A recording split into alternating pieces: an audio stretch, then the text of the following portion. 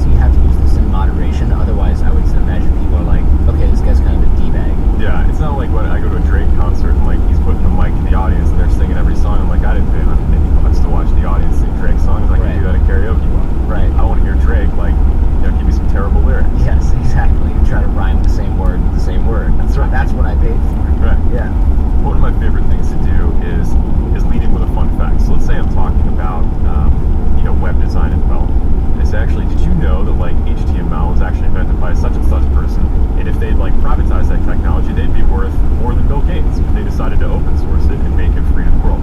It's actually a true story. I can't remember the guy's name. But I'll lead in with a fun fact that's relevant to the talk to move a little bit, get moving. Sometime